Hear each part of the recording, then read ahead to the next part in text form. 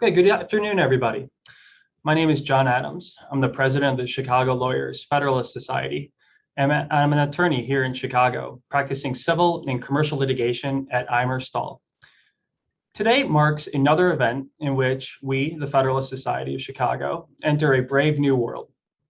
Whereas in past months, we've explored this seemingly upside-down world of the pandemic and the status of our Constitution, or a seismic shift in the application of our antitrust laws to big tech. This afternoon, we venture into the novel space of digital assets. So what are digital assets? Who uses them? Should countries like El Salvador endorse them? How do we use them? What are the legal ramifications for classifying and using digital assets? How do we make money with digital assets? How do we make lots of money with digital assets? As these questions lay bare, perhaps we could think about digital assets in one of two ways. One, their classification, and two, their use. Of course, these two broad buckets can in no way describe all the nuances and complexities that accompany digital assets and that we'll need to sort out over the next hour. So let's get to it. Here with us is an exciting panel of experts and practitioners who will help us think through these questions while overlaying current industry and regulatory developments. I'll begin by introducing the panelists just as they appear on my screen. First, we have Mr. Jeff Carter. Mr. Carter was an integral member of a small group at the Chicago Mercantile Exchange that revolutionized capital markets in the late 1990s. He went on to start Hyde Park Angels in Chicago, one of the most active angel capital organizations in the world.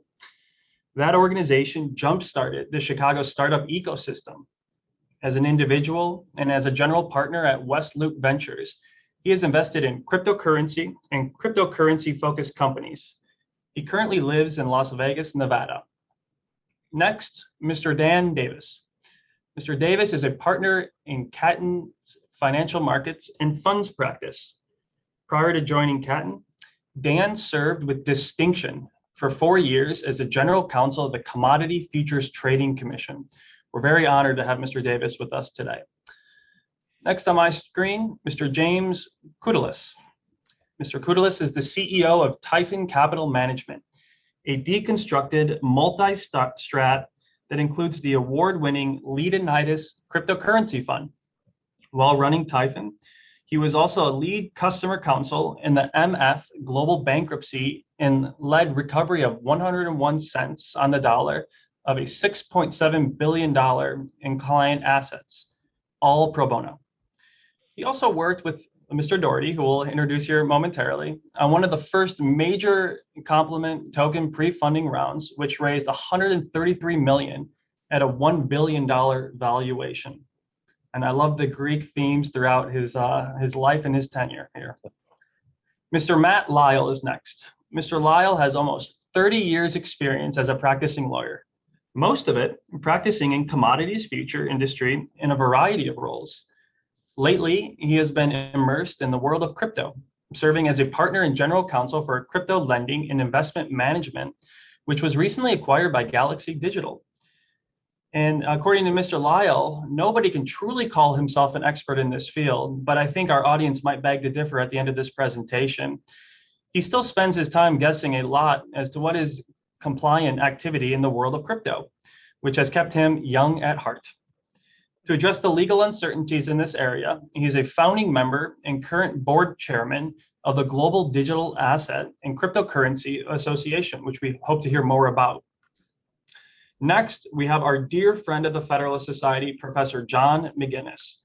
Professor McGinnis is the George C. Dix Professor of Constitutional Law at Northwestern University Pritzker School of Law. He is a distinguished scholar of constitutional law, antitrust, and has also written prolifically on digital assets. And we look forward to his remarks as he explores the scholarship of digital assets and the history. And finally, another wonderful friend of the Federalist Society, Patrick Daugherty. Mr. Daugherty joined the Federalist Society as a young lawyer working in President Ronald Reagan's Securities and Exchange Commission. He's a graduate of Cornell Law School, and today he heads the digital assets practice at Foley and Lardner and lectures on digital assets when invited to speak, which I'm sure he's often invited to speak, at Northwestern and IIT.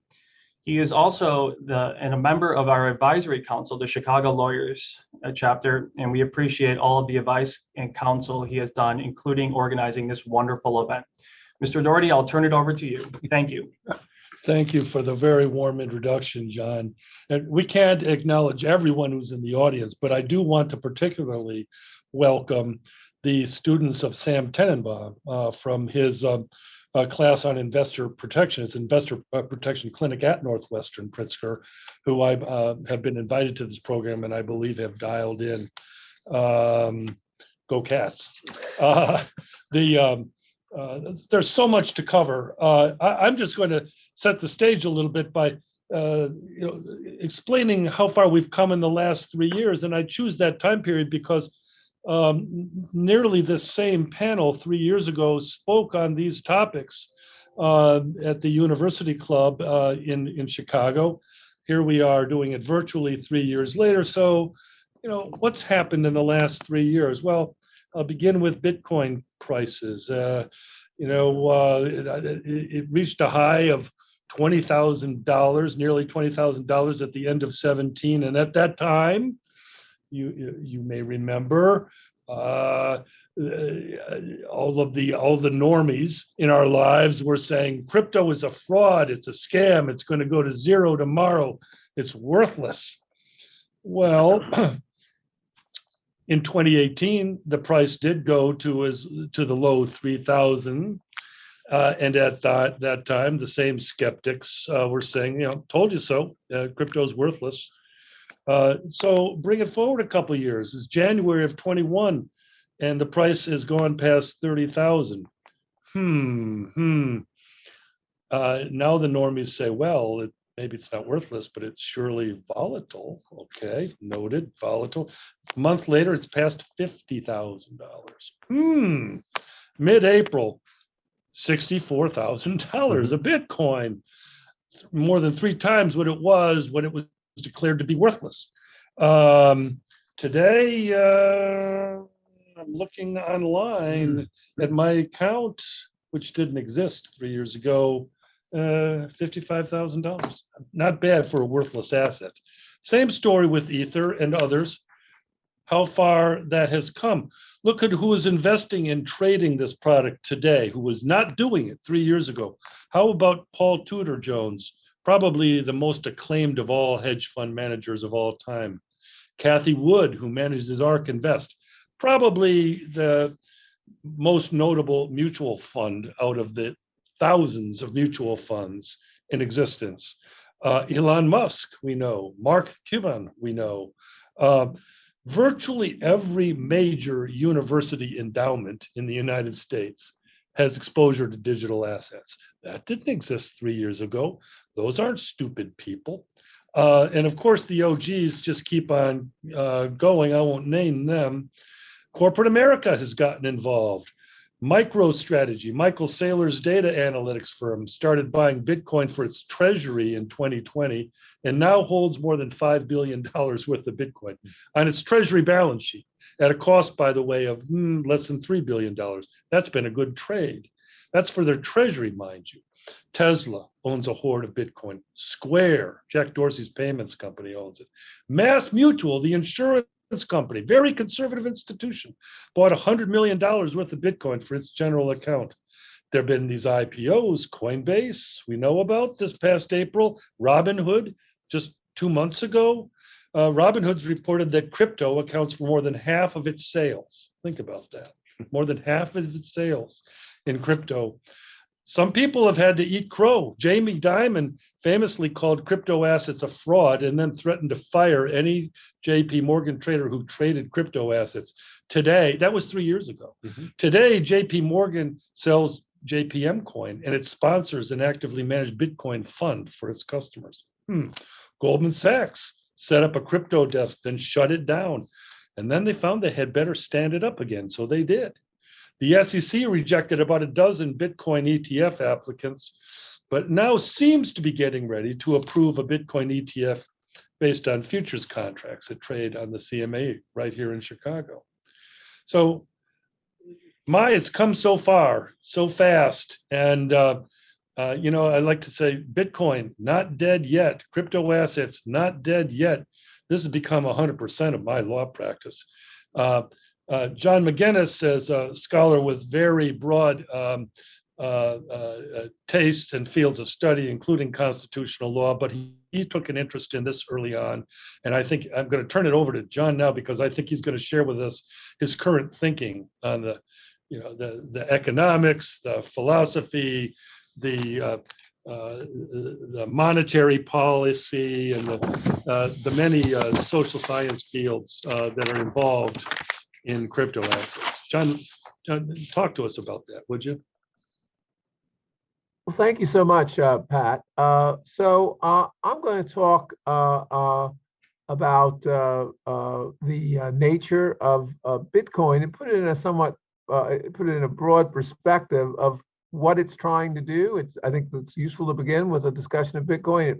It's the granddaddy of digital assets. It remains having by far the highest market cap of digital assets, and I think its ambitions are the greatest.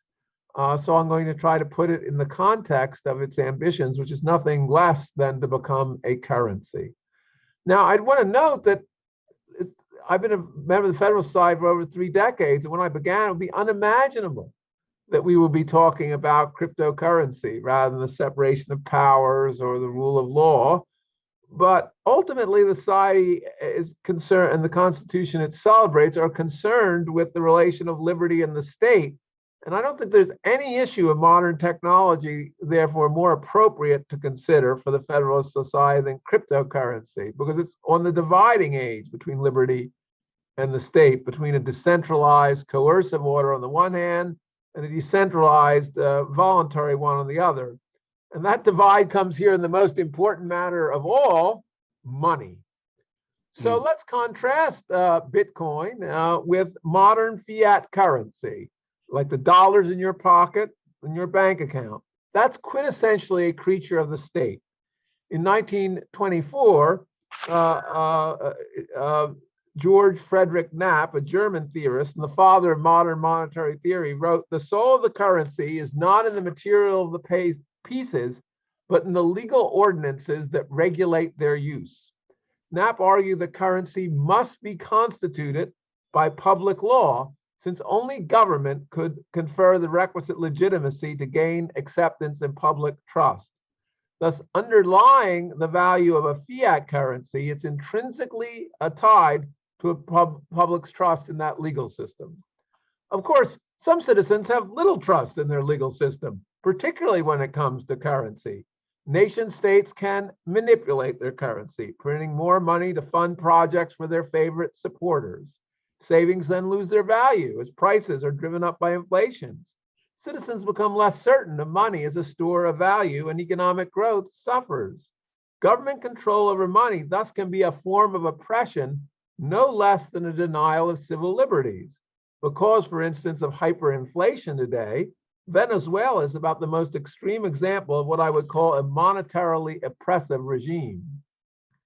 The recent advent of cryptocurrencies, Bitcoin chief among them, poses a practical challenge to such monetarily oppressive regimes, but it also poses a theoretical challenge to the view of Knapp that the public law of currency is a necessary foundation of money.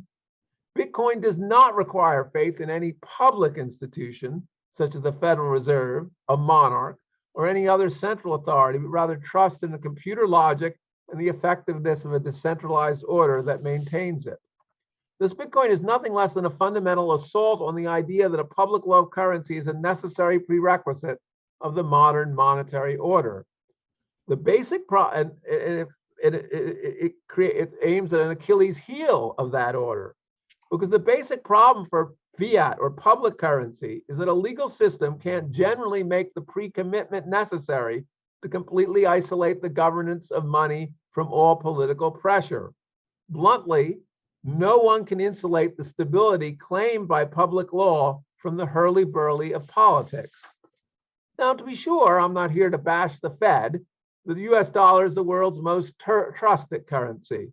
Despite its many critics, it's formed the basis for 90% of international trade over the last 30 years.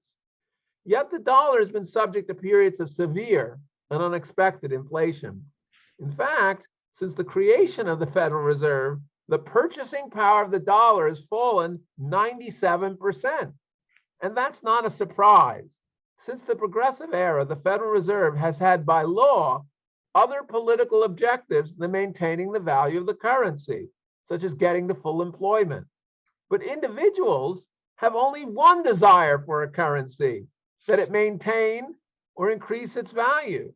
The basic divergence between the social objectives of fiat money and the individual's objective of maintaining value is what necessarily limits the trust that any fiat currency can enjoy. It is what offers the opportunity for cryptocurrencies like Bitcoin to play an extraordinarily important role. So I want to be clear, while Bitcoin may function as a currency in Venezuela now because it's more trustworthy than their currency, it does not function as a currency in more established regimes like the United States. Of course, that doesn't mean people don't hold it here. Some do, but even most of those who do hold it only for small investments and use it to pay for a few items, often as a kind of hobby. And the vast majority of us hold most of our investments in dollar-denominated assets and use cash to pay day-to-day expenses. And what's the reason for that? For most people, Bitcoin is not yet enough good store of value. It's simply too volatile compared to the dollar, and risk-averse people don't want to hold their cash or assets in an asset that's so volatile that it may dissipate or may change value substantially overnight. So I want to conclude by focusing on what it's going to take for Bitcoin to become something more, even more widely held, and to be more successful and widely used. I think Bitcoin, it's important to understand that it doesn't need to become less volatile and more accepted than the dollar immediately. There are many less successful currencies against which it could compete, and it would gain much value simply by replacing or even complementing gold as the basic hedge fund against currency devaluation. And that gives it an enormous range of ability to grow. Gold is still has value around 14 times as much as the total value of Bitcoin. And there are two important conditions, I think, to facilitate this development. I think that's important to consider as we look at regulation. First, there have to be monetarily oppressive regimes so as to give substantial impetus to the use of Bitcoin as an alternate currency. Now, I'm not too worried about that condition. Given the renewed enthusiasm for socialism throughout the world, this condition is already being satisfied. When socialists run out of other people's money, they print more of it for themselves, and that gives an opportunity for cryptocurrency. The second condition for Bitcoin and other cryptocurrencies to be more successful as a stable store of value is more open-ended. There has to be continued strength in what I would call the cryptocurrency ecosystem. Most people don't have the skills to use Bitcoin and other cryptocurrencies directly. There are amusing, well, maybe the more sad than amusing stories about people who somehow lost their Bitcoin key and looking for it in their papers or looking for it in a garbage dump.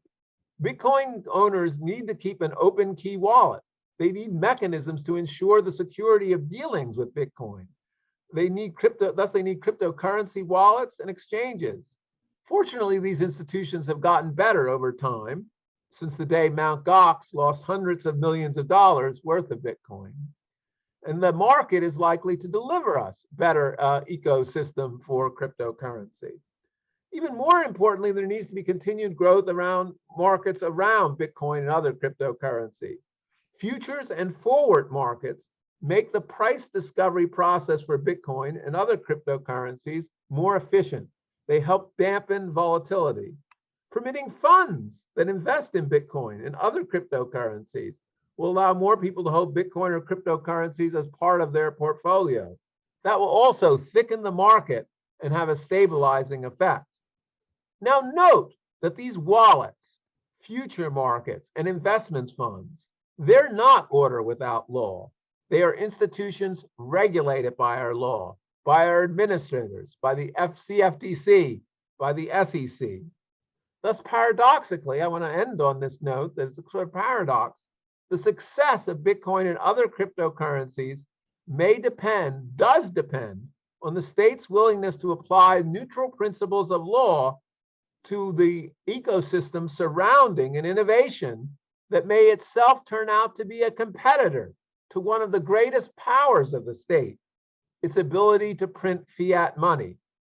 That shows, I think, why cryptocurrency, far from being just a technological innovation, as interesting as that innovation is a central question for the rule of law and our constitutional protections for property, and therefore is in the wheelhouse of the Federalist Society, as well as all those cryptocurrency enthusiasts out there today. Thanks very much. Professor, thank you very much for your thoughts.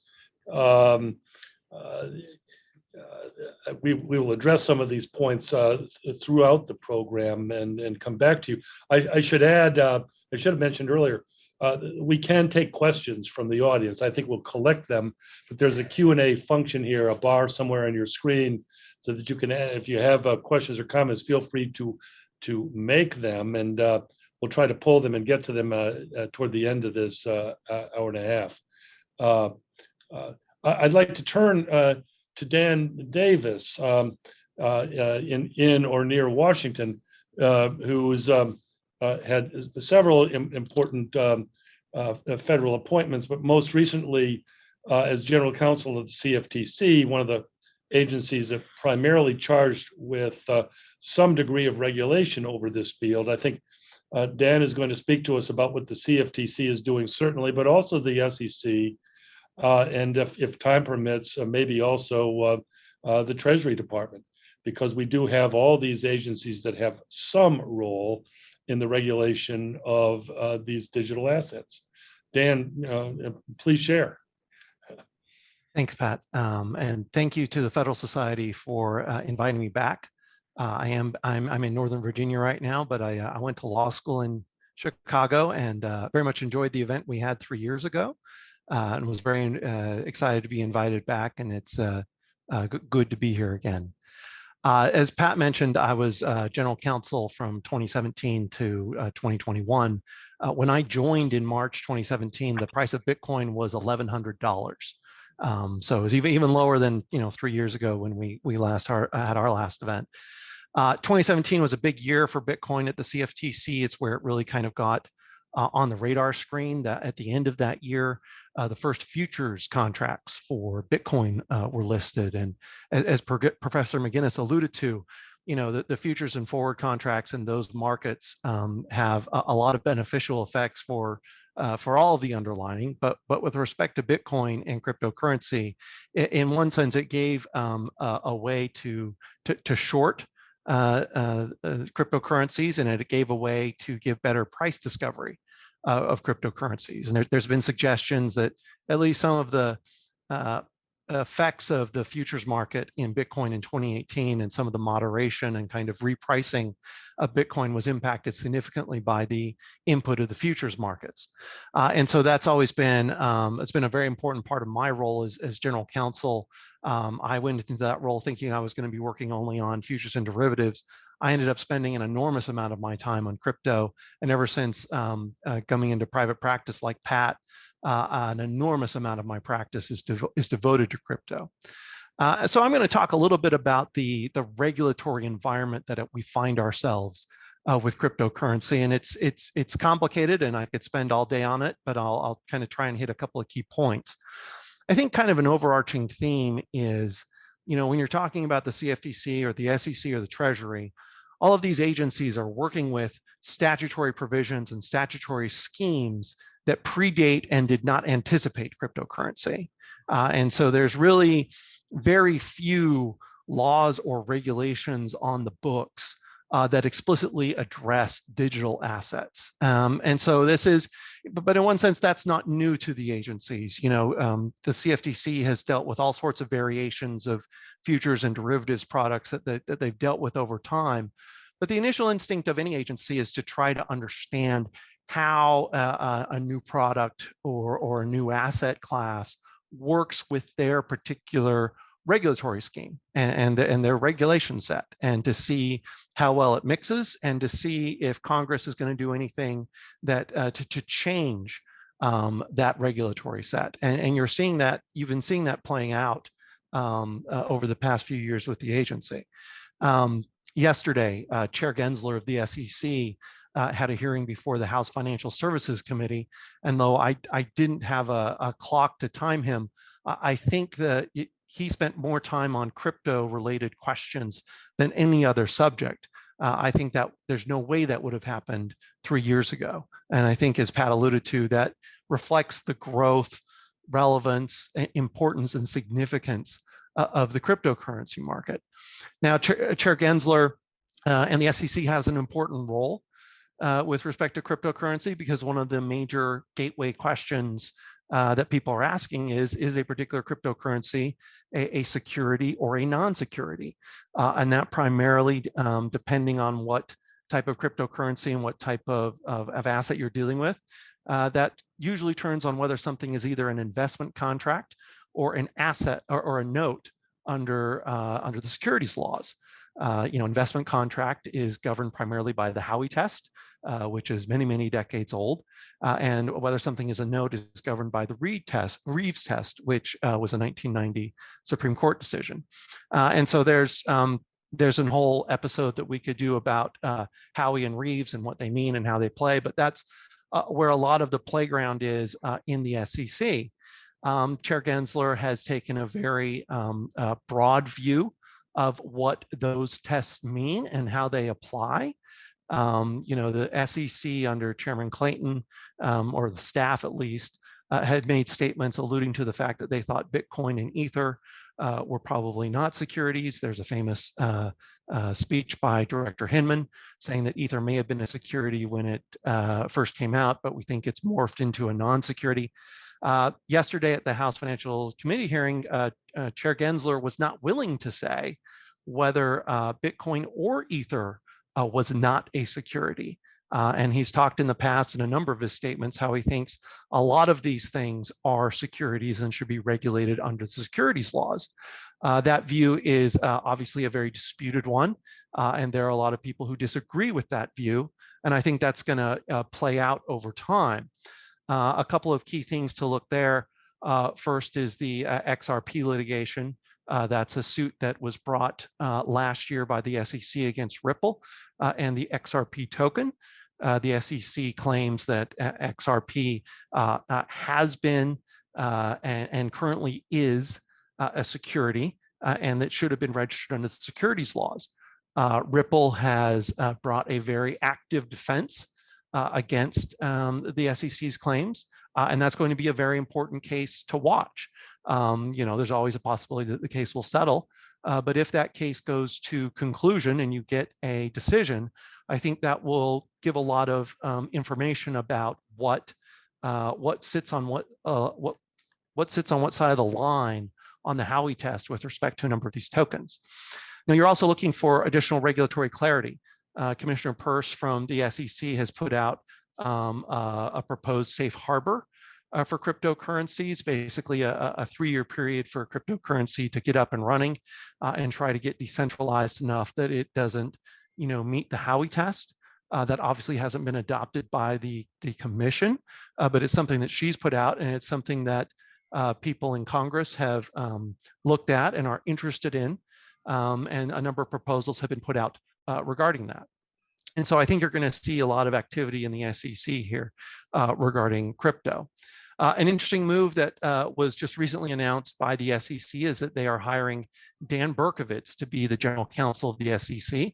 I know Dan Berkovitz very well. He currently is a commissioner at the CFTC, where he'll conclude his service next week, and he'll join the SEC's general counsel in November. Commissioner Berkovitz worked on the Hill for a number of years, and he used to hold my position at the CFTC. He used to be general counsel, working for Chair Gensler when he was chair of the CFTC.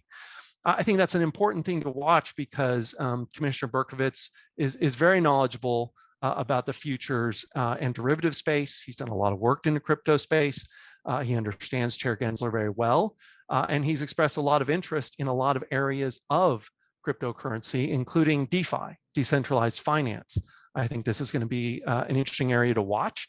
Commissioner Berkovitz made a speech a couple of months ago where he expressed a lot of concern about DeFi and how it interacts with the CFTC space. You know, as I think as Professor McGinnis alluded to, you know, decentralized finance, its proponents really kind of talk about the lack of need for governance and the lack of need for the traditional intermediaries and players that I think the SEC and the CFTC are used to interacting with, and the rule set was designed to address. Commissioner Berkovitz in his speech talked about potential ways that if a DeFi platform is dealing in products that are deemed to be futures or swaps, that it will need to be registered under the CFTC's rules and regulations, which itself could create some complications. You know, Chair Gensler himself has talked a lot about DeFi, expressed a lot of concerns about DeFi and what kind of investor protections it offers, because that's, you know, obviously something that the SEC cares a lot about. And I think, you know, the SEC has brought a couple of cases against DeFi platforms. I think some people would say those really weren't DeFi platforms. They were probably on their way to be DeFi, but had a number of aspects of centralized control that really make them decentralized in name only. But I think it's clear that the SEC and CFTC are asking a lot of questions and engaging a lot of investigative activity here. And I think you're going to see more enforcement activity, unfortunately, in this spot.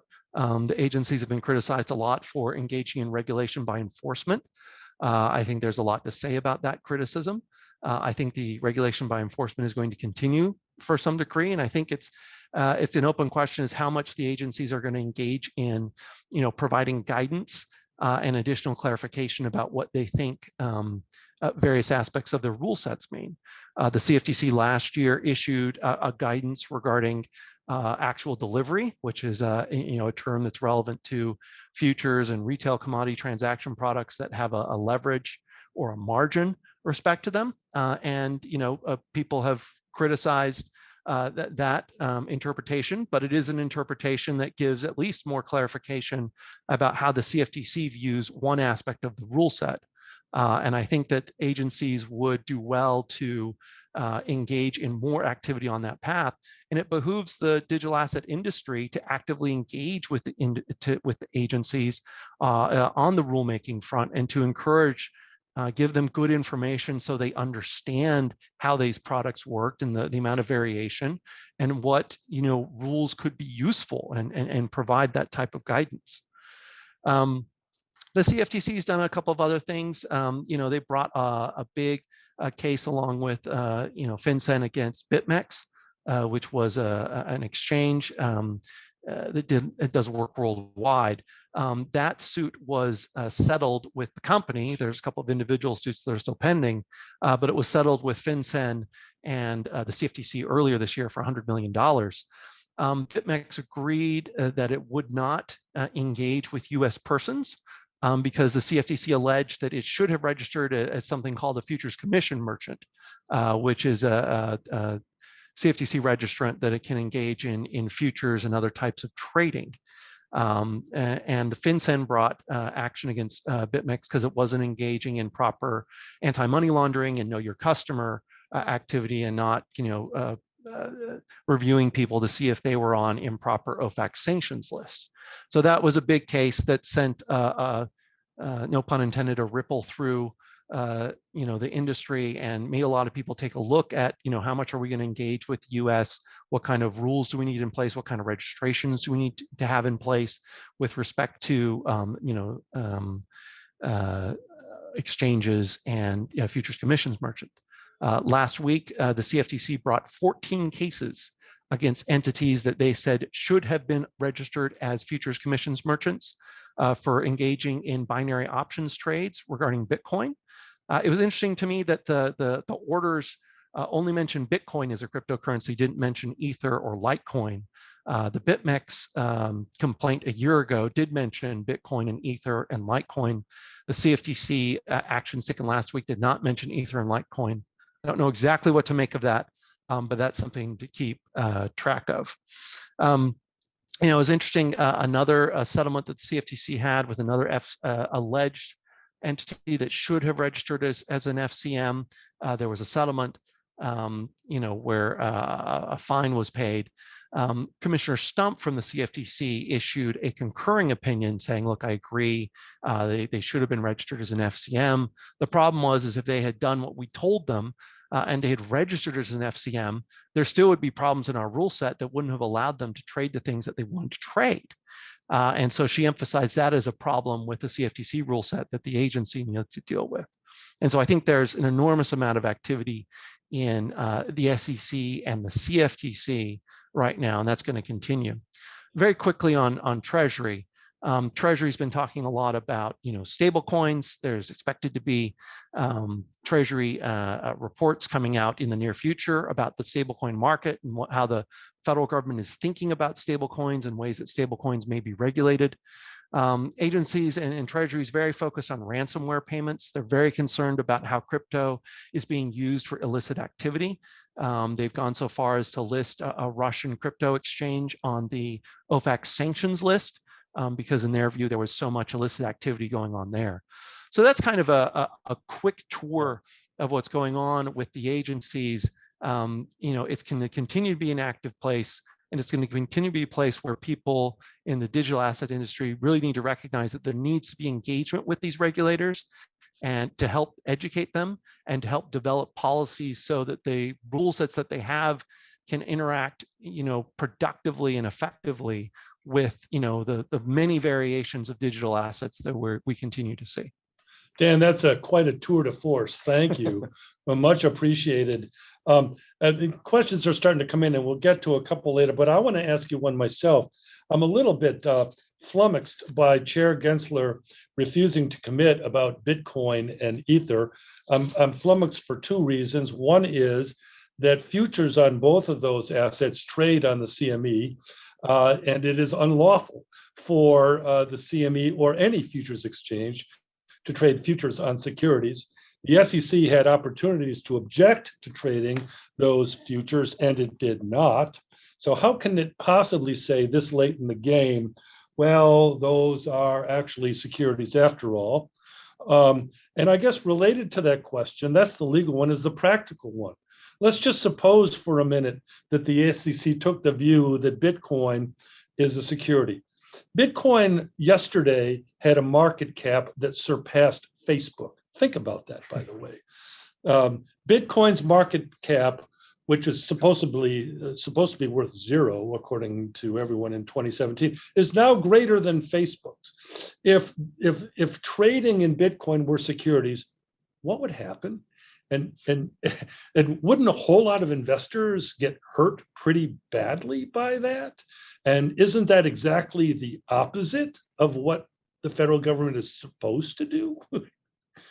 So a lot of good questions there, Pat. At first on the futures on the CFTC, SEC, under the CFTC rule set, the CFTC, can object to futures if it's not based on a commodity. And clearly the CFTC has for several years had the view that Bitcoin and then Ether satisfies the commodity definition, and they're comfortable enough that it's not a security that they feel comfortable doing that. Now, as you will suspect, the CFTC and SEC don't always see 100% eye to eye.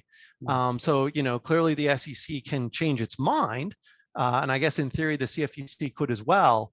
But these are, especially with the development of the futures markets and the development of, really kind of a lot of maturation in those markets, it would be an enormous disruption if Chair Gensler took the view that, not only was Bitcoin a security, but would take an effort to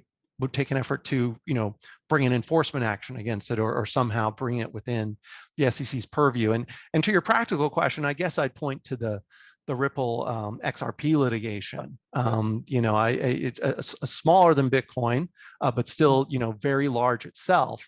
The announcement of the SEC suit, a little over a year ago, had a significant impact on the way that token was traded. It had a big impact on investors.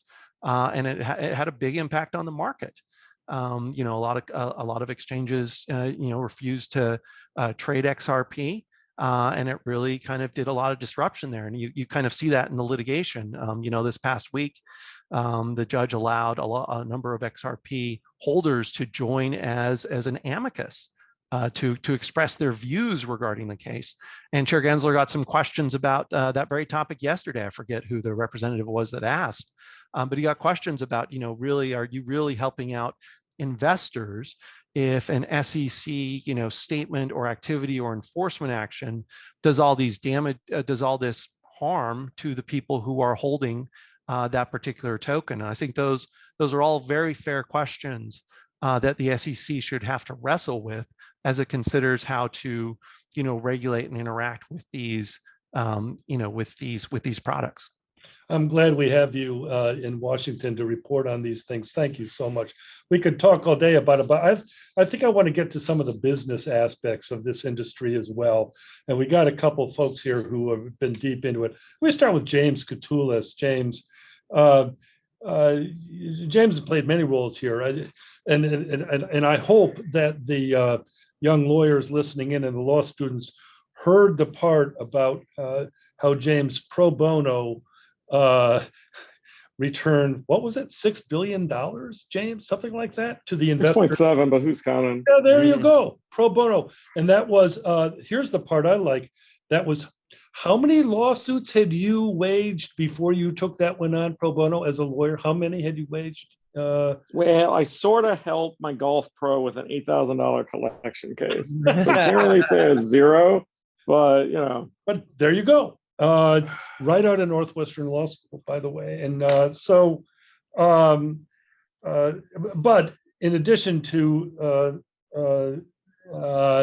that sort of work, James also is a multi-strat hedge fund manager and an investor. So tell us, you know, what you're seeing, you know, in digital asset fund management. John McGinnis said it'd be great to have more funds because it creates a thicker market and has the potential to dampen volatility. What, you know, talk about that. And also, if you would, share your experience in civil litigation in this industry a little bit, because I know you've teamed sometimes with Professor Tenenbaum and sometimes had other matters, you know, with respect to digital asset promoters in the industry. Clue us in, what kind of cases you're seeing and sure should be brought, and what about? Well, can we flip around? Can we start with number 2? Yeah, sure, absolutely. Well, because Dan just really teed me up for a couple of points I'd like to make. So, you know, if you talk about the regulators and the guidance or lack thereof in the space, they've really kind of set up the whole industry in a perverse way, right? So, you know, at its core, blockchain, crypto, it's all about decentralization, you know, trustless authentication. So to the boomers in the room, that means that the authentication is so good because you're not trusting like one particular company. Like you're not just logging into Facebook, you know, you're logging into thousands of nodes, which all require different encryption keys to verify a single transaction, right?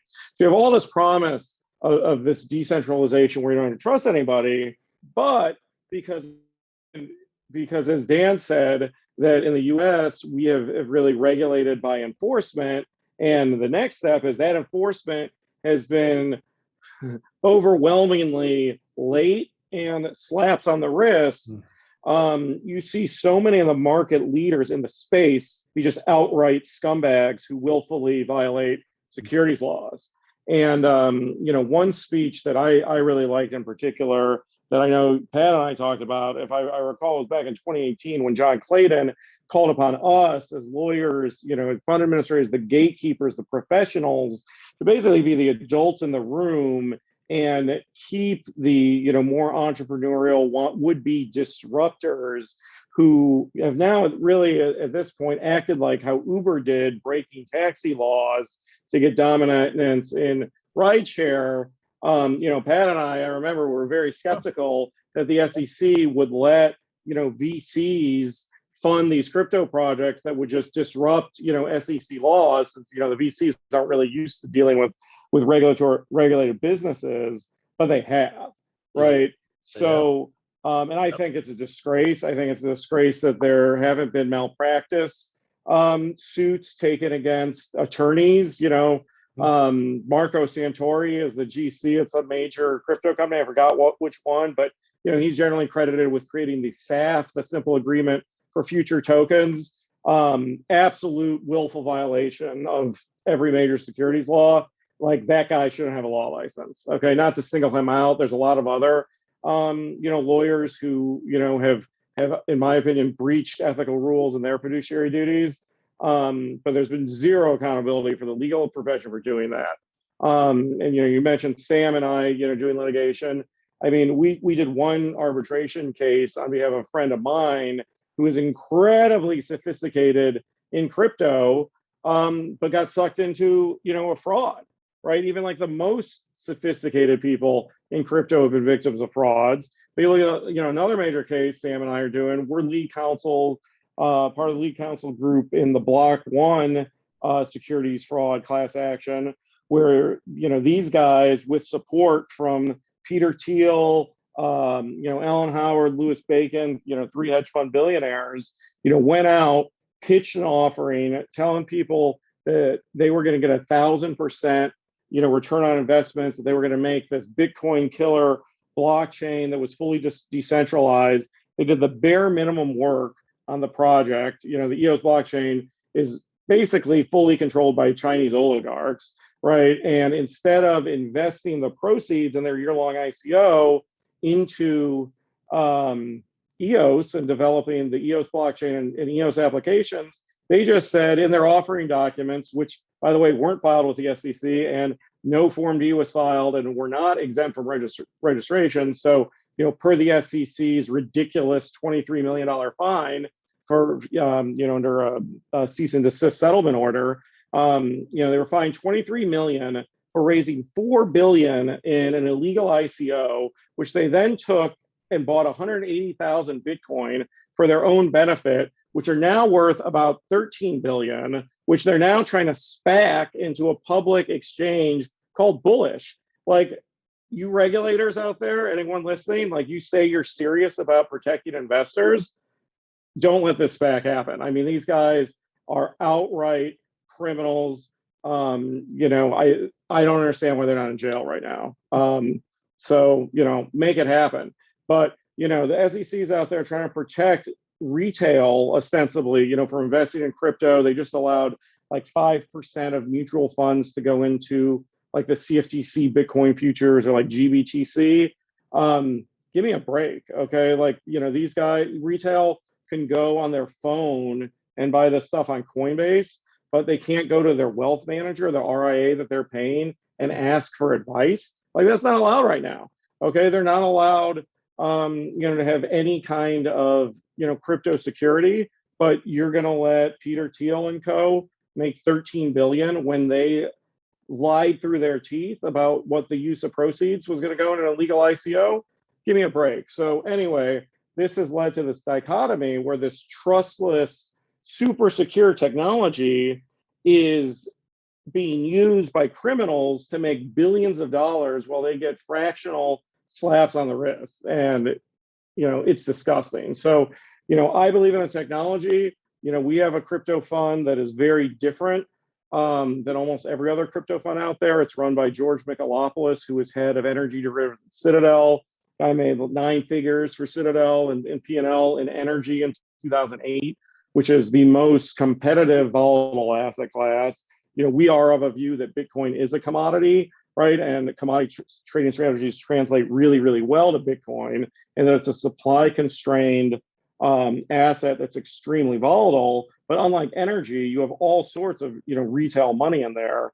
So trading strategies, especially ones that we use that combine both owning digital assets with listed derivatives, such as options on Bitcoin futures or ETH futures, allow us to put, we've generated risk-adjusted returns, many multiples of, some of the best traditional hedge funds out there. Past performance is not necessarily indicative of future returns, I should probably say. But there's a massive amount of opportunity in this space by taking a non-religious view. I'm also really against all the pumpers out there I won't name names because I actually like a couple of them. But you have people who it's like every day, all they talk about is you got to hodl Bitcoin, you got to pump Solana today. There's so much pump and dump in the space. Like look at NFTs, with all the self-dealing and kind of consortiums of people who are like, propping up a fake multi-million-dollar market for ridiculous JPEGs that don't have anything remotely supply constraint about them. So look, I think buyer beware, caveat emptor is really important in this space because it is so lightly regulated. But given the immense promise of the technology, if the regulators really wanted to protect people, they'd say buyer beware. But if these issuers commit fraud, they violate the securities laws, they're going to see real civil penalties and criminal enforcement. And that's something that's really been missing from our entire financial system, going back to 2008 when DOJ lost the Bear Stearns case. I think it's Jesse Eisinger wrote the Chicken Shit Club about that. But, we need real enforcement in this country. And the situation we have now is kind of the worst of all worlds. And it promotes, the scumbags. So, one of the deals we worked on that was actually a compliant pre-funding token offering, we did this big raise and then, they brought on full-time GC. They went to the SEC to ask, well, do you think this, the stable coin will fit an exemption? The SEC said no. The offer just returned the capital to investors, right?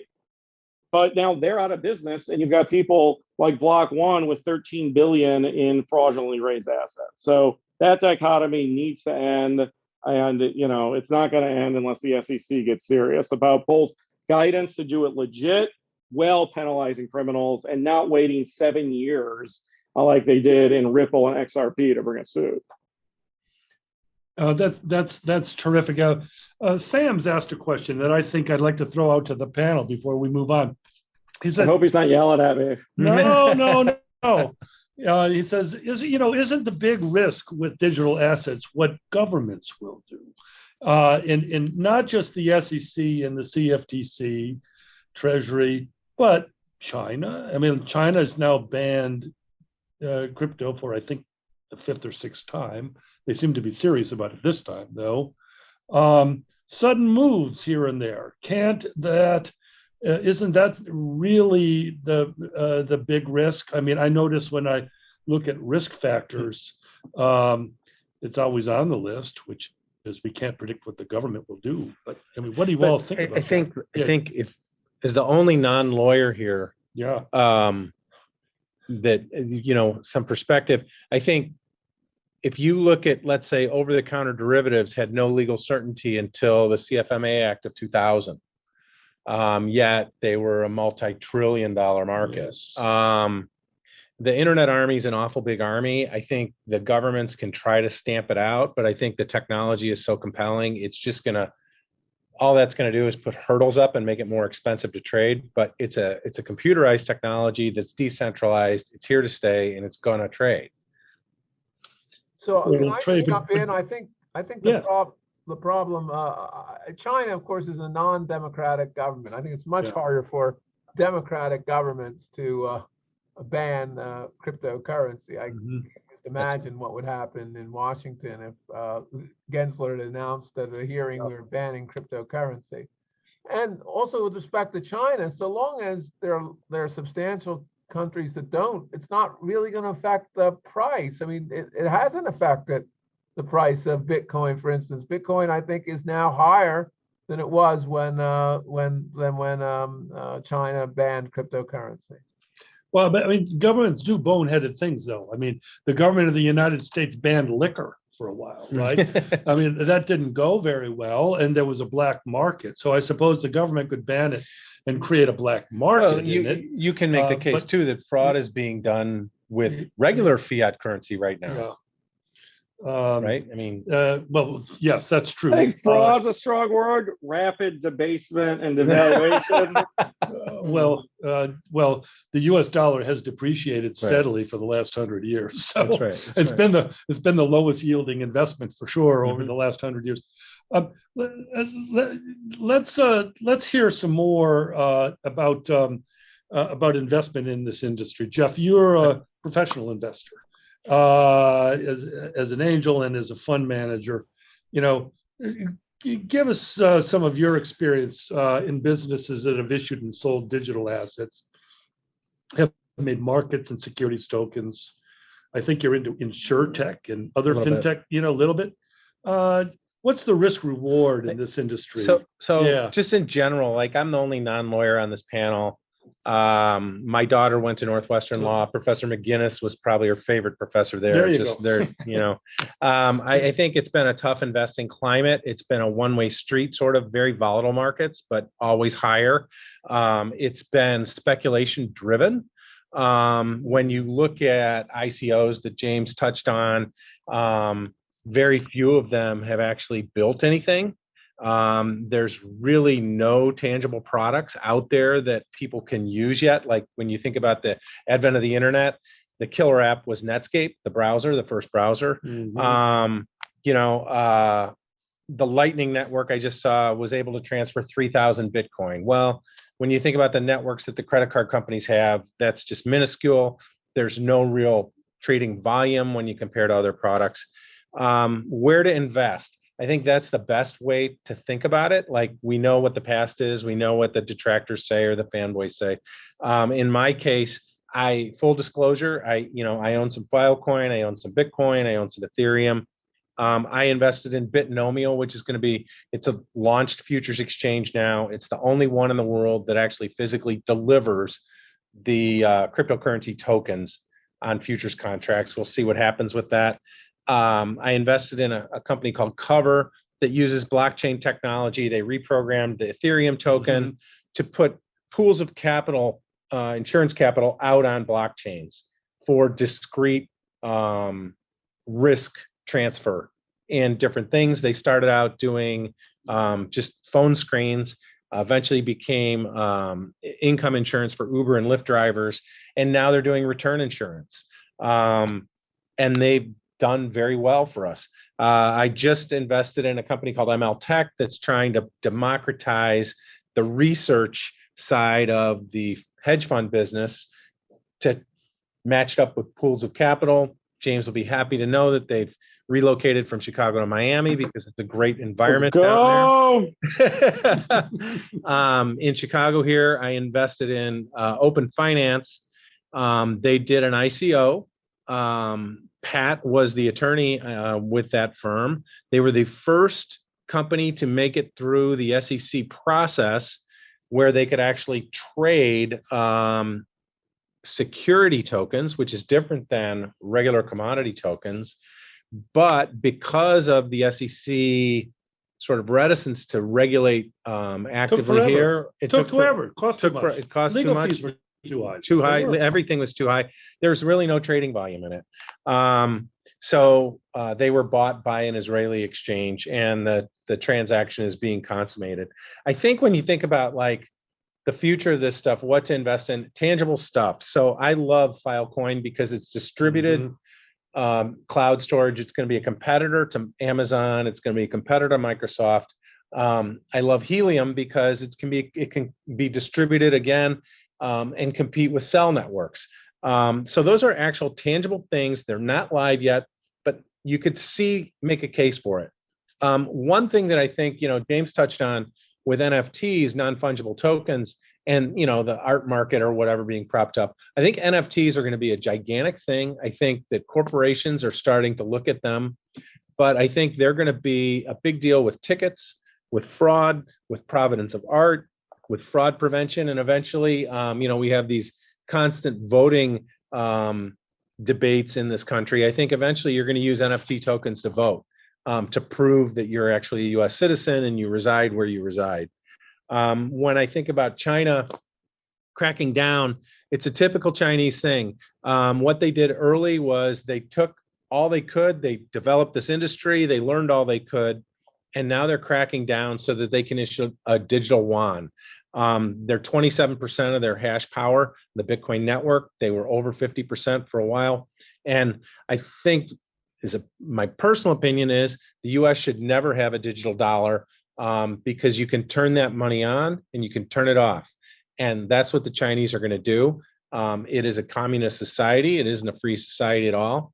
And so I think that's what they're going towards, is their digital yuan, and they're going to try to dominate that way, because they only care. I mean, they want world domination, but they care about controlling their people, and controlling the currency controls the people. So that's kind of where I stand on stuff. On the municipal level, and here, this is from Joe Walters in Pennsylvania. He points out that Francis Suarez, Miami mayor, James's friend, my friend, have gone live with Miami Coin, and other cities are moving in this direction. What do you all think about that? You know, Miami Coin is used to fund what I'd call charitable and eleemosynary uses in Miami. James, do you have a perspective on that? I wouldn't trade it, right? But basically, I look at it as it's part of the fantastic job, and I do mean this sincerely in a flattering sense, that Suarez has done as the hype man of Miami. Yeah. And he's really gone after businesses on both coasts, and just the abusive tax policies of New York and California, and he's attracted some of the best and brightest entrepreneurs from the U.S. And has made us feel at home, and built a community, and actually like appreciates the jobs that we bring, unlike the states that they're leaving. And I think that the coin is just another arrow in the quiver to say, we're serious about being the crypto capital, and we're going to continue to innovate. So, go Suarez. I do, as I've told you before, I do think that he should really be pushing the Florida Bar Association for reciprocity. The Florida Bar is kind of a joke. And, the restrictions they have in place for lawyers joining there, it's really designed to keep out. But if they're serious about wanting to compete with Wyoming, and in terms of state-driven legislation, like, they need a better bar there. Though you do have the in-house counsel exemption, like I'm able to operate under there, but make it easier to attract talent. And guess what? You have a whole another industry moving there, the legal industry, right? Because a lot of us get taxed ordinary income plus self-employment tax, and you layer New York type city and state tax, you can hit 66% effective tax rate. So some reciprocity there, I think, would really help a lot of lawyers move, though some may not like that, for certain reasons. It's great to see a government official who is such an exponent for this industry, and I think we're going to hear a lot more of him. He's poised to become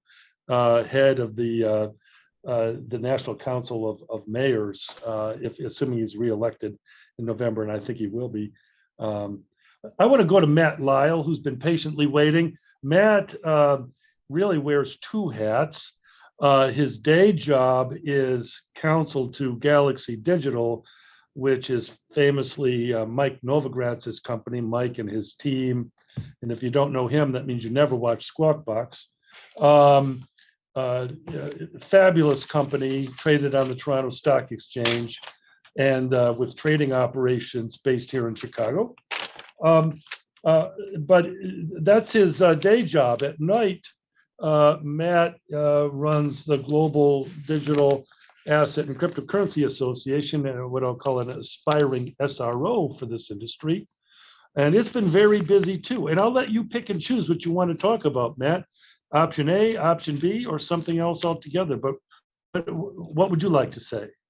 Well, thanks, Pat, for having me. I appreciate that. I just want to start out by saying that since you opened up this conference and talked about the price of Bitcoin, it went up to 55,200 plus, and now it's down at 54,967. Oh. So I think it is a volatile asset class. Yes. And it's a fun asset class. The reason why I got into the space is I am an old school, I guess, CFTC attorney that was involved in the regulatory compliance space in the Chicago markets here, both on the exchange side and the FCM side. And a couple of partners approached me and said, what do you think about starting up a business that would be lending on a secured basis against crypto? And I gave it, about 4 seconds thought, and I jumped right in because the FCM business where I was with is kind of stagnant, and I'll call it a terrible business. So this is an exciting time for me, and in my career.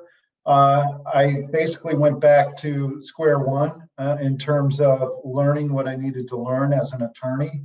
And when you start in this industry, you realize very quickly that there's a whole heck of a lot of lack of clarity from a legal standpoint, a regulatory standpoint in this space. We could certainly, and we have been talking about it in a number of different, from a number of different perspectives. But yes, I am now with Galaxy Digital. Our business that we started, we were doing some pretty cool things from a trading perspective, from our derivatives background, in terms of managing the crypto collateral with OTC derivatives, and then we ended up setting up some commodity pools. And I think it was because we were so creative and innovative in what we were doing, Galaxy got interested in our company and purchased the company late last year.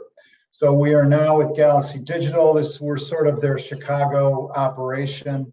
Galaxy also purchased a proprietary trading shop, Blue Fire Capital, at the same time.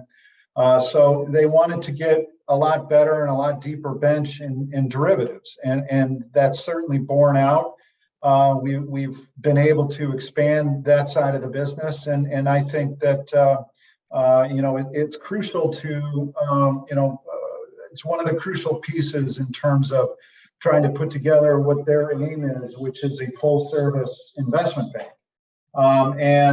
There's probably others in the space that are trying to do this comprehensive prime broker / investment bank business model, and we're one of them, and we're fairly well along. And one of the things that people are aware of, if they've been paying attention to Galaxy, is the fact that we announced an intent to purchase Bitco, which, if all goes well, we should finish that up by the end of this year. And the purchase price on that is a $1 billion plus, which at the time, and actually it may still be the largest acquisition in this space to date. And what it does is it points to the importance of having a fundamental backbone if you're going to service customers in this space. And I should make the point that Galaxy is only facing institutional customers. It does not delve into the retail space, which is an entirely more risky animal in this day and age. So that's the background of Galaxy. We have a huge offering of different products and different businesses. And Mike Novogratz is an incredibly ambitious person and is trying to diversify the company as fast as possible. So that said, let me switch hats and talk about my night job, which is as chairman of the Global Digital Asset and Cryptocurrency Association, which arose in Chicago here about almost 2 years ago.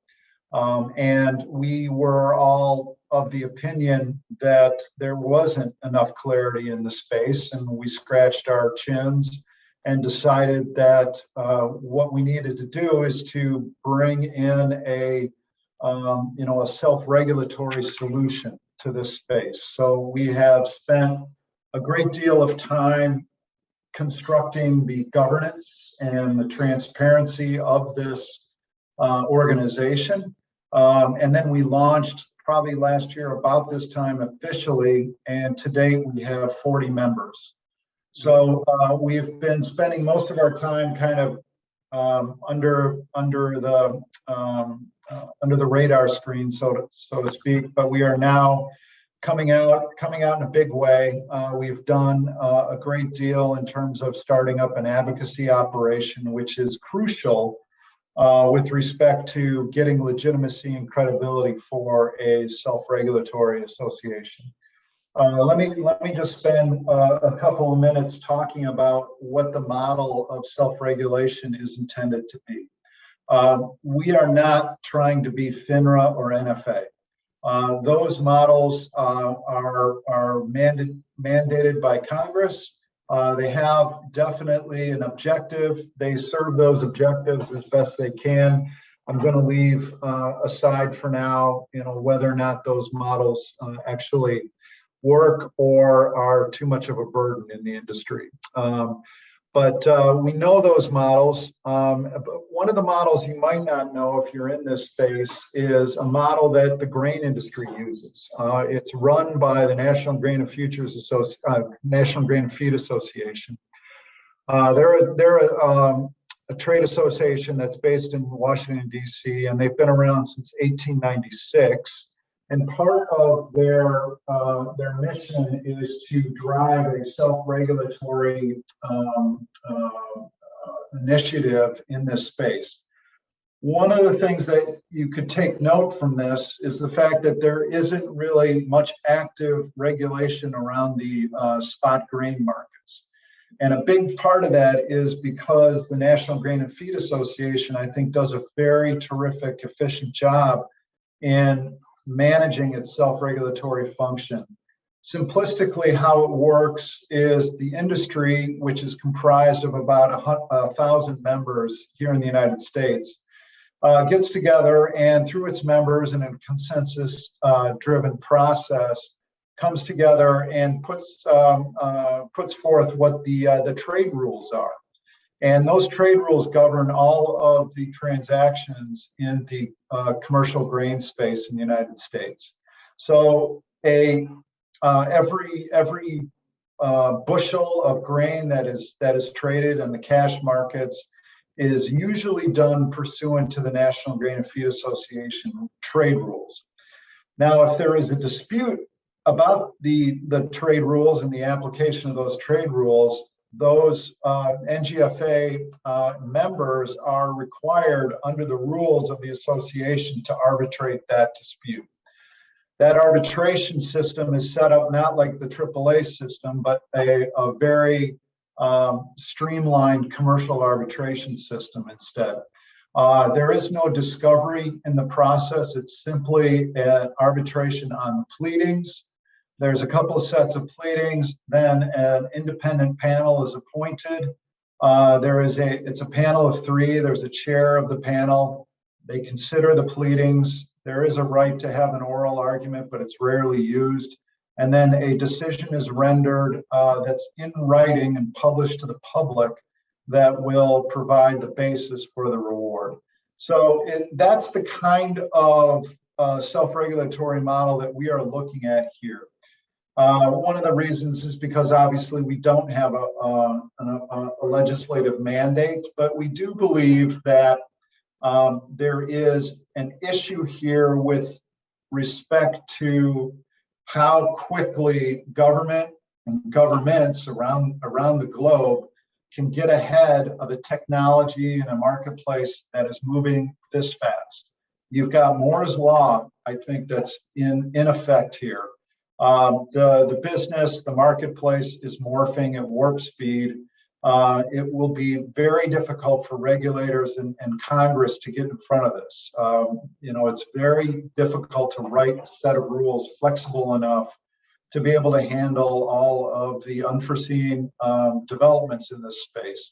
So what we think is the solution is to impose a fairly high level regulatory structure on the industry, and that accommodates or addresses all of the jurisdictional issues amongst all the agencies, but then allow self-regulation to sort of take root and provide sort of that on-the-ground expert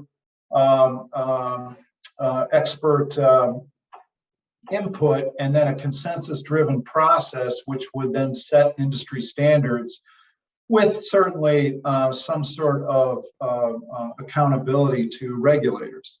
So that's in a nutshell what we're trying to do with the GDCA. Again, I'll mention that we've already gotten 40 members, and I think we're going to be probably 50 members by the end of the year. Foley and Lardner, Pat's firm, is definitely a member, and you know, we're at this point, you know, doing as well as we can. And like I said, we have started an advocacy operation that you know, has included the comments to Senator Toomey's request for proposals on digital assets legislation. So we're certainly coming to the forefront and people's attention, and I'm excited to talk about it. Yeah, Matt, there's a mouthful there. Let me go over a couple of those points with you and get some more context, if I would. Sure. Let's start with standard setting, because I know that the association is developing standards in a couple areas. Talk a little bit about that, what you've done, and what some of the challenges are to create and implement standards on a voluntary basis among competitors and participants in an industry. How do you do that? Yeah, that's a great question, Pat. And the answer is that you need to build credibility and you need to build a membership base. 40 members is not going to cut it, especially when you want to be global. But you have to start somewhere. And so, you know, it's a step-by-step process. But what you're trying to do is pull in the serious thought leaders in the space to begin with, who will then lead the industry. We're also not going to bite off too much that we can't chew. So we are taking our time and picking through the most important types of standards that we think that we can get our arms around. That would include, you know, technological standards, you know, ISO type of things, fixed type standards, and those kinds of things. But to get into the meaty stuff, you know, like what is a security and what isn't, or how should you be developing a protocol, those are more along the lines of probably a best practice kind of an approach at this point. You know, we certainly, you know, can probably delve into AML KYC, and we intend to put out some sort of best practices in that regard. But those are the kinds of things that we're going to start to offer our members. With the ISO standards, that's an advance too. That doesn't just happen by itself. Somebody needs to take the initiative and do that. And I know the association is doing that. Yeah. One would think that would that could be very helpful. Also talk a little bit about the advocacy piece. I think you have had some personal engagement with Senator Toomey's staff on behalf of the association.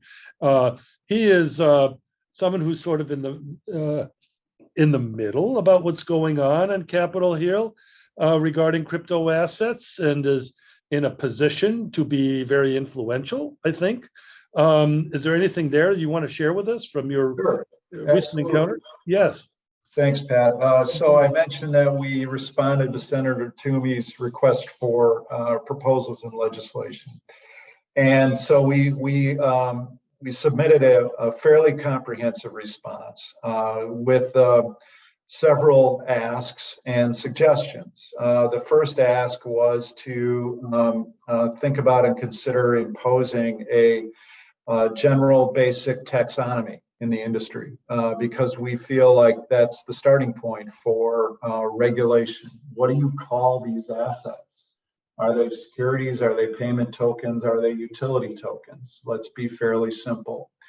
The second thing that we would like to see is the consideration and implementation, we hope, of a regulatory sandbox, which would provide a safe harbor, not unlike what Commissioner Peirce proposed a couple of years ago with respect to safe harbor from applicable regulations. This, I think, would give certain initiatives space to grow. but wouldn't be in a situation or in an environment where no regulation would apply. There would still have to be disclosures. So to go after James's concern, you'd have to put out disclosures that are meaningful, that investors can get the full picture of what's going on. Because I will tell you, and Pat, I think you and I have had a number of discussions, it's very difficult to get all of the important, critical, crucial aspects of these protocols. They're coming in so fast, and there isn't probably as much attention as you'd like to see as a lawyer in terms of what are the aspects of these protocols, and more importantly, what is the expectation? You look at the Ethereum as the model, the Hinman speech, and I think that that's an effective model that we can base our decisions on. And there you have a protocol that was set up to be decentralized, but it begins life as a centralized activity. And that's almost required to set up one of these protocols, because you need to raise the money in order to develop those. So why not be able to raise money within a safe harbor, as long as you, at the end of time, get to a point where it is sufficiently decentralized? We can talk about the details there, but that's sort of the broad brush. The third thing we asked for is more clarity, obviously, around how regulations apply, specifically with respect to the delineations between the various different regulators. Fourthly, as I was just describing, we're asking for a accommodation for self-regulation in this space. And fifth, we asked for a little more clarity with respect to federal preemption of state regulation, because if anybody's been in this space, you understand that a lot of potential state licensing requirements apply, and those can take a while to get, as well as a lot of money and resources. So that's one of the many hurdles that you have to jump over in order to start up a business here. So I can go on and on about this, but if you have any specific questions, happy to answer. Thanks for your report. And I think this is a sign of how far the industry has come, because there was no such association 3 years ago when we held this panel. And no, you don't have governmental power or imprimatur yet, and don't especially seek it. But the NFA grew up in Chicago in the commodities industry. FINRA grew up in the retail business in New York and Washington, D.C. From these sprouts, trees grow. So perhaps it will happen. We have about 3 or 4 minutes left. I want to turn the discussion a little bit to stable coins, because I'm getting several questions from the audience about stable coins. And I'll mention it with reference to the current debate about the use of what I'll call Fed coin, a Federal Reserve accounts for individual citizens, which don't exist in the United States. Banks have accounts with the Fed, but individuals do not yet. That could change. Individuals could have accounts. And this could be done in connection with a digital stable coin that the government would issue. That raises a lot of questions in my mind. I'll toss a couple out and see what you think. One is that a good thing or a bad thing? Does anyone think it's dangerous for the government to have such a view of your personal finances as it would have with an individual account with the federal government? There are privacy concerns, it seems to me. That's one issue. Another is, what happens to private stable coins if the government moves into this area? Does it squeeze them out intentionally, unintentionally? What do you all think about that? Maybe I'll start with Professor McGinnis. I don't know if you have any views on this, but well, I do. Yes. I may not answer. I think there are other better experts on stablecoin than I am, but I make 2 points. One, I do think it's quite dangerous, because it would allow, as I think was mentioned before, the government to do all sorts of things with your money, including having negative interest rates and losing your money over time. I think those are really, and as well as also being kind of panopticon, to use the Bentham's idea of having a government being able to see through all of your activities. There's a famous book called Seeing as a State, talking about how the government has a tendency to do that. So that's a real problem. On the other hand, I think some people will be so worried about using this coin, particularly if it was the only kind of coin that it could be used for these reasons, it might actually give a boost to cryptocurrencies. In other words, it'd have this sort of boomerang effect. I've talked about cryptocurrency as ultimately a competitor, and insofar as they raise the cost of holding in personal terms the dollars, that's not very good for the dollar. So one of the things I like about cryptocurrency is it's an alternative to fiat currency, and therefore is likely to keep it more honest. And so I think that's a real it's going to be a real deterrent to do it. China can do it; they've already got a communist society, but I don't think. Yep. But I think for us it's a mistake, and the presence of cryptocurrency may deter this mistake. And the communist regime wants to use this currency precisely so they can surveil their own people, which it gives me pause about it happening in the U.S. But Jeff, you've got some danger that economists have uncovered about cryptocurrency and blockchain is we're very afraid of, let's say, monopolistic competition in the United States and things like that. We have legal things, definitions and laws and cases.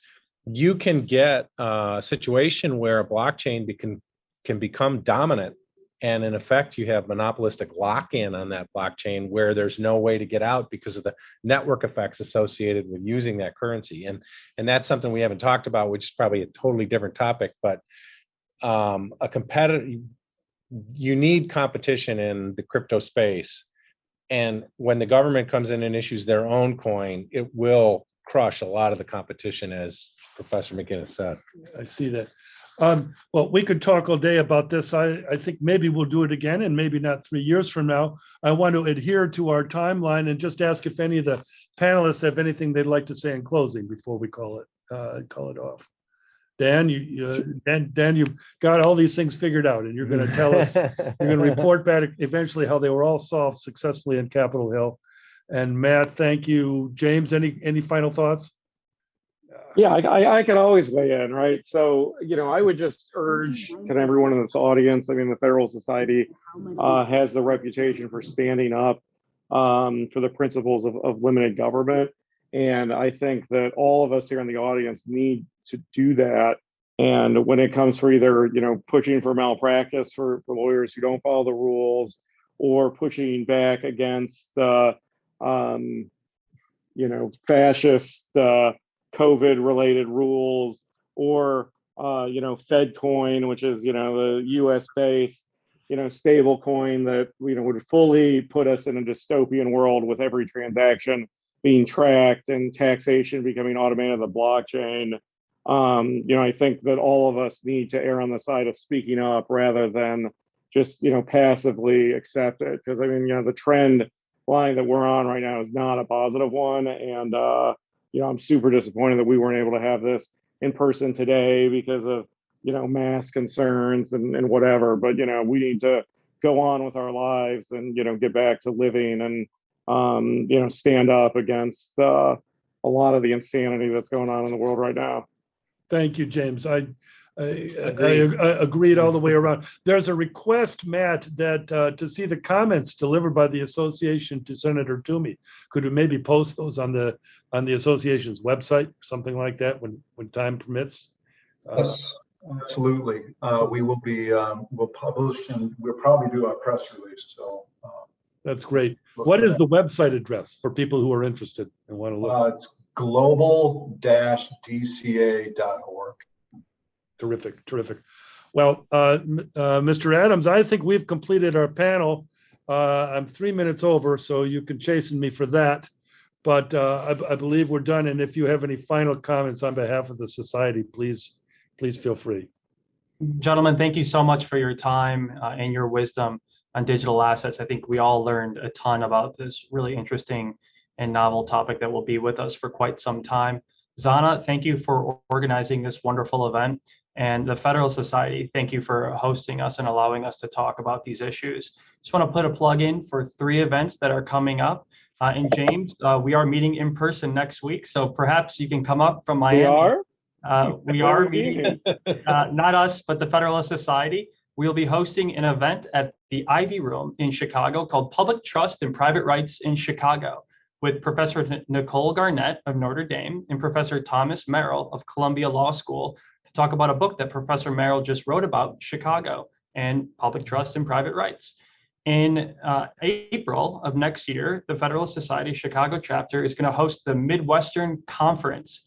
Professor McGinnis will be one of our speakers. So if you enjoyed him today, you can hear him speak about the First Amendment and other issues surrounding themes on Abraham Lincoln. We're going to be doing it at the Lincoln Library in Springfield. Once again, that's the 3rd weekend in April. And then just a few weeks afterwards, with the tremendous assistance of Patrick and other folks, we're going to be hosting the first annual in-house council symposium for the Federalist Society in Chicago at the Union League Club on May 14th, Saturday, May 14th, with keynote address from General Bill Barr to talk about what's going on in corporate America and in-house counsel world. Thank you, everybody, for your time. Thank you for your participation, and I hope to see you sometime soon. Take care.